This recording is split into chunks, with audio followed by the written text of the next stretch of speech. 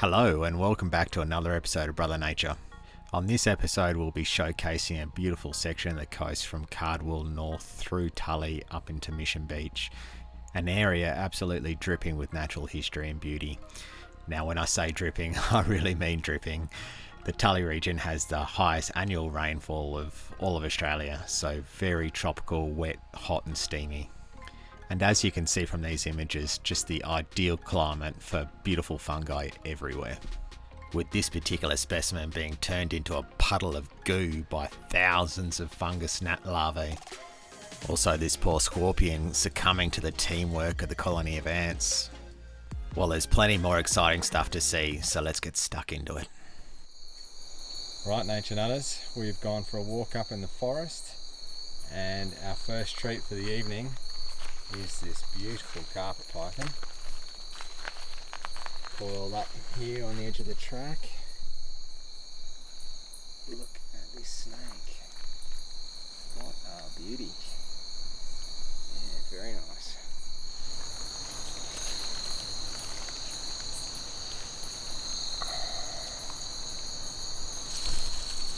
Yeah, let him. So it's good.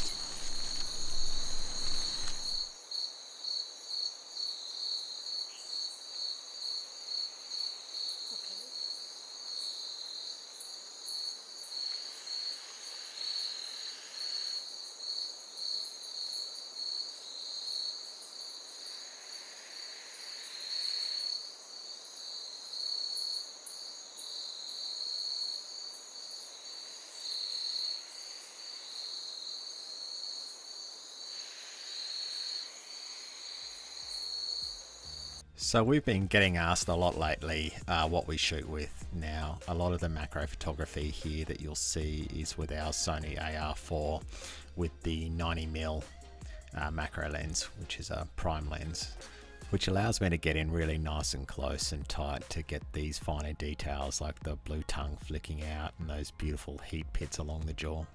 And another bit of kit I really enjoy having is the softbox for my speed flash, which gives you a genuine soft feel to your photos with realistic colour, as you can see from this beautiful fig boring longiehorn beetle.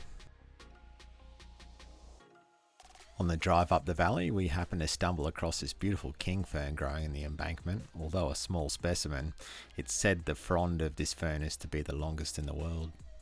We took advantage of the river here to take some time for a swim and a little picnic and explore the area, and we found a couple of interesting curiosities, which started off with my first ever spotted tree monitor. It's a new species for me, so pretty stoked about that. Of course, the beautiful Cairns birdwing, largest butterfly in Australia. Always nice to see. Then hidden up in the darker depths of the forest, a beautiful nursery frog, which was also a new species.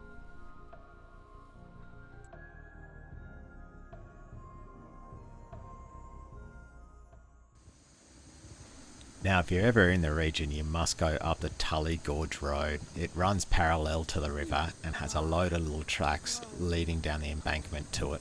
And there are so many scenic spots like this one, with this beautiful waterfall cascading over the escarpment. It's an absolute haven for kayakers, whitewater rafting, swimming, photography, droning, you name it, you can do it up there.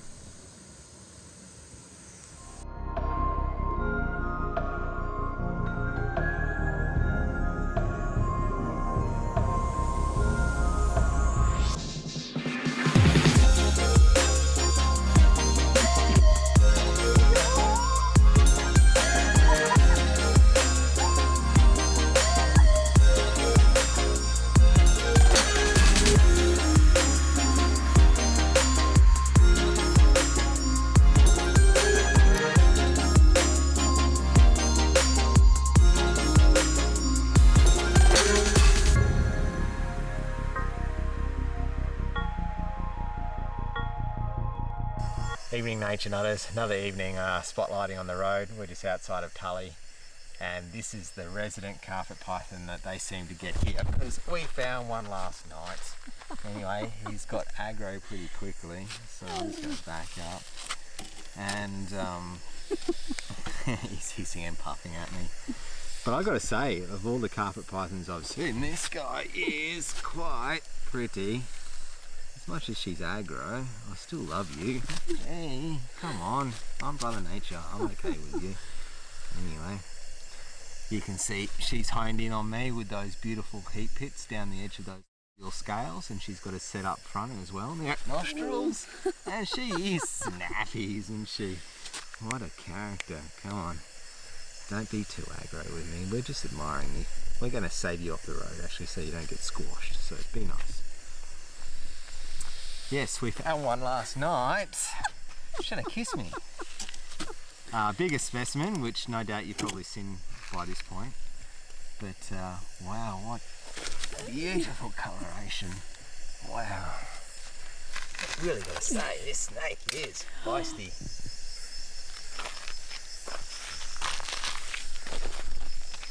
You get it?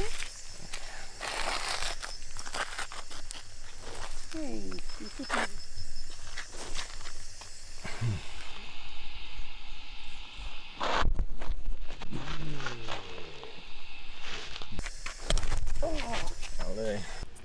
So going back and talking about getting shots and things like that, if you're in a situation where you've got an aggressive snake like this, a handy little tool is actually a bin lid, or if you want to improvise, a t-shirt just draped over their head just to soften them and quiet them down a bit.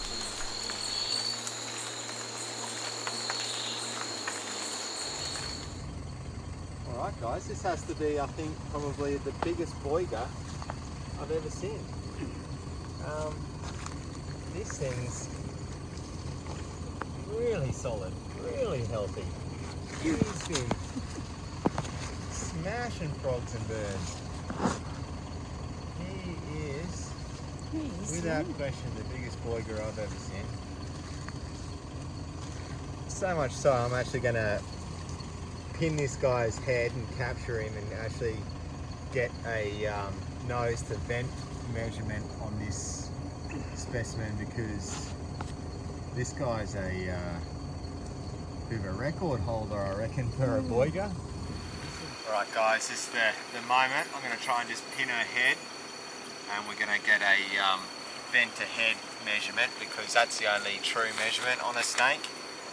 That's the scientific method of measuring snakes, because obviously this snake could lose a good portion of its tail and you don't get real world measurements on animals. So when doing fauna surveys and things, we always measure nose to vent.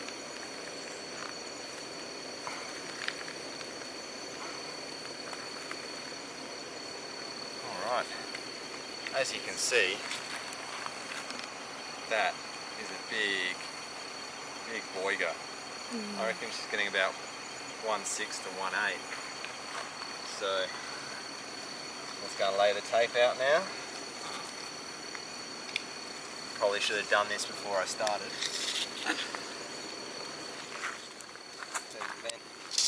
Just need you to hold that there. Okay, so that's her vent.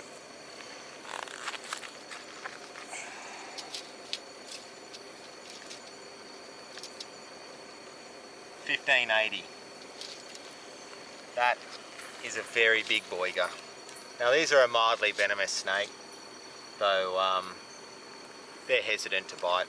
You've got to do something really quite aggressive to these guys. Obviously rough handling them a bit like this might encourage this one to give me a bite. Other than that, they're usually not too bad. Let's see, very healthy, good fat still behind the head. But otherwise a beautiful snake. We'll get some stills and we'll leave her on her merry way.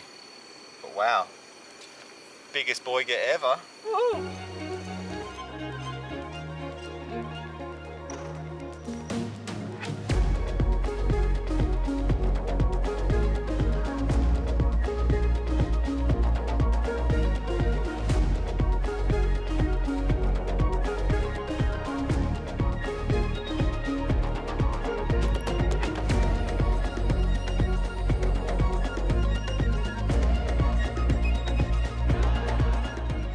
Nature Nutters, we're walking down the edge of this beautiful rainforest creek, and I found what I believe is a bombardier beetle.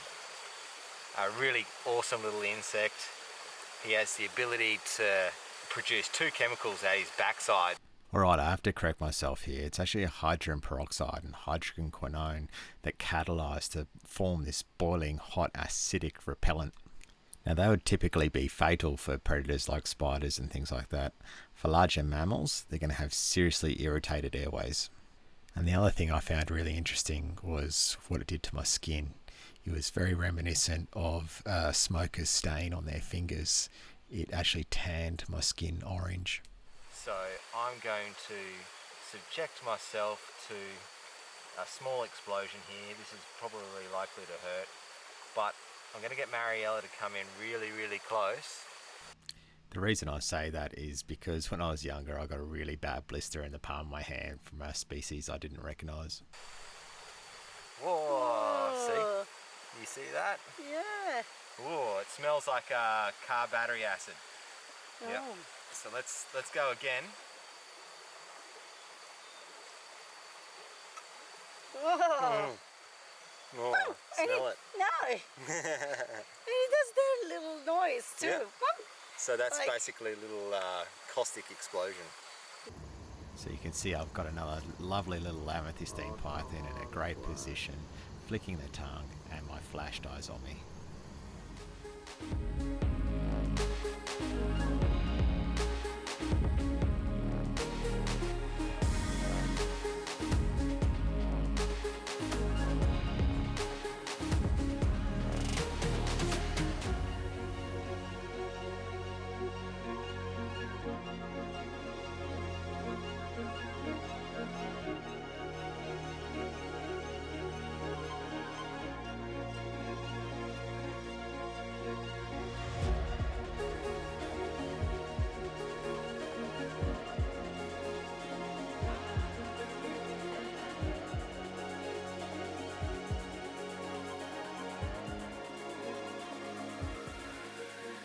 Should have called it Amethystine Coast, not Cassowary Coast.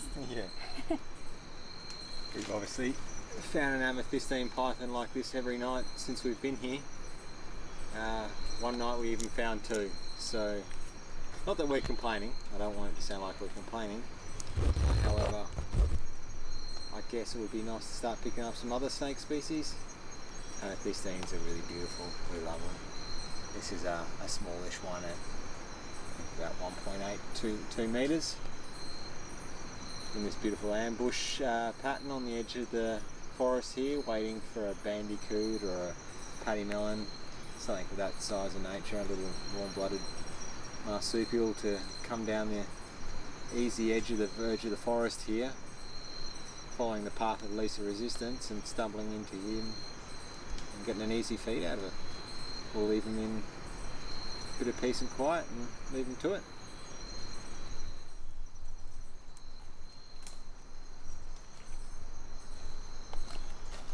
Look at the colour. Go and grab him, babe. Really? Yeah, you get him. It's a Mariella size snake. It's just... It's gonna pee on me. Please pee on me. Damn it. Here we have the eastern small-eyed snake, an interesting little elapid. It's actually been found to have quite varying toxicity. It is actually classed dangerously toxic, but they have found through research that that toxin varies quite a bit across various populations. But because they're strictly nocturnal, people rarely ever bump into them. They're one of those snakes that lives in the nice, wet, damp forest. And they're not a particularly big snake either. They generally only grow to about 1/2 metre from what I've seen. Although in the right conditions, in the right habitat, they can actually be quite common. I've had evening walks where I've found 6.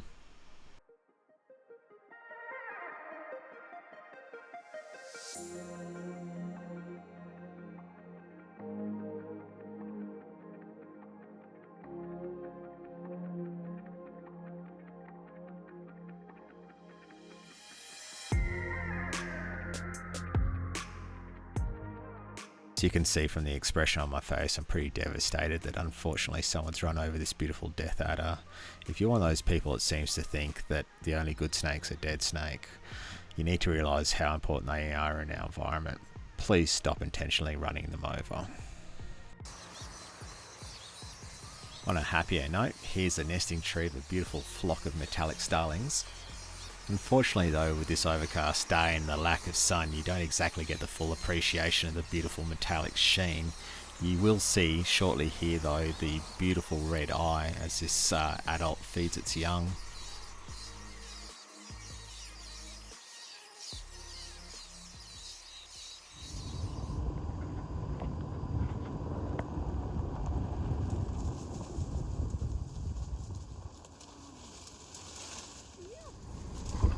Can you eat that pig, mate? Well, I had a night last night without an amethystine python. But As I'm out. tonight, because I've got my wife with me, that's a good 3 metre era. Let's get the tape.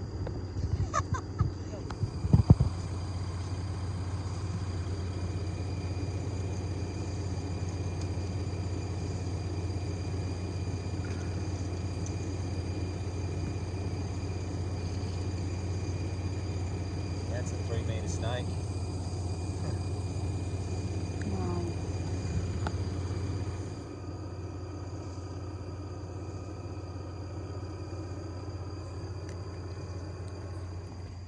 Alright, now roll over once more and give it a little cuddle. No. God, hindsight's a terrible teacher. We found this beautiful jungle carpet python. Stunning colour as you can see here. For some unknown reason, I did not get the camera out and do stills. I hate myself right now.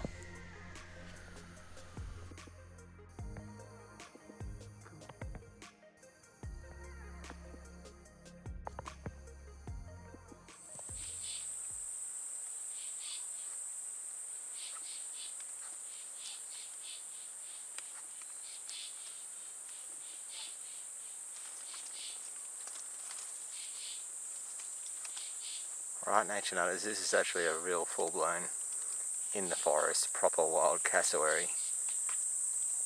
This is not your local park one. I can't believe we're allowed this close to this animal. I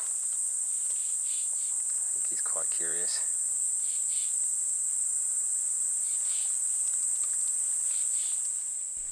Now, as you can see, we were fortunate enough to have quite a bit of time with this beautiful cassowary.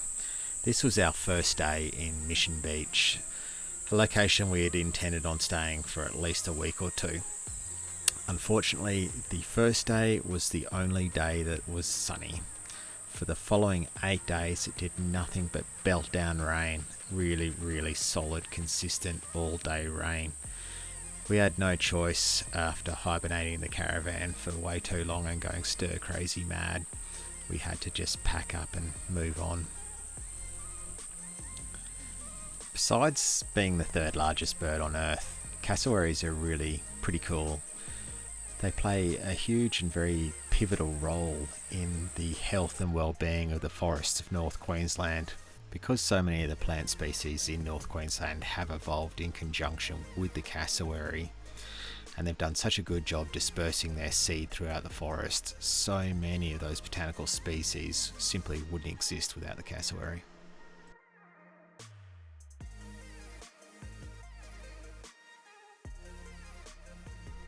Well, beautiful people, that brings us to the end of another episode. We certainly hope you enjoyed it. If you have the opportunity to travel to Australia, and particularly Queensland, be sure to check out this section of coast. And if you made it this far, that means you enjoyed it. Do me a favour, hit that like and subscribe. See you next time.